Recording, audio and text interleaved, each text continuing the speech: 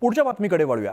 संतोष देशमुख हत्या प्रकरणी अटकेत असलेला वाल्मिक कराडचा नाशिकमधील वावर असो की आरोपी विष्णू चाटेचा मोबाईल नाशिकमध्ये फेकल्याचा दिलेला जबाब असो, या घटनांमुळे कराड नाशिक कनेक्शन समोर आलेलं आहे। पवनचक्की खंडणी प्रकरणी कराडवरती गुन्हा दाखल झाल्यानंतर कराड आपल्या साथीदारांसह फरार झालेला होता। दरम्यानच्या काळात तो मध्य प्रदेशात देवदर्शनाला गेल्याचं उघड झालं होतं, पण आता त्याचं नाशिक कनेक्शन समोर आलेलं आहे। पोलीस मागावरती असताना वाल्मिक कराडबाबत सामाजिक कार्यकर्त्या तृप्ती देसाईंनी खळबळजनक आरोप केलाय।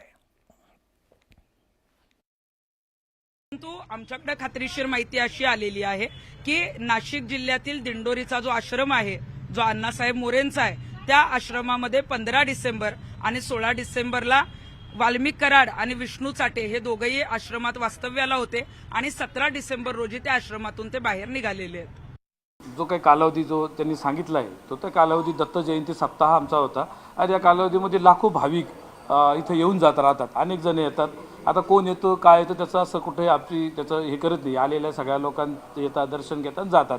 आणि या संदर्भात आपले जे चौकशीची यंत्रणा आहे ती सुद्धा येऊन गेली आणि आम्ही त्यांना त्या संदर्भात CCTV फुटेज पण दिले, त्याच्यात ते कदाचित त्यांना ते येताना आले गेले असं पण कुठलंही मुक्काम व्यवस्था आणि VIP ट्रीटमेंट याचं काही तसं कुठेही त्याचा संबंध नाही किंवा तसं कुठलंही झालेलं नाही।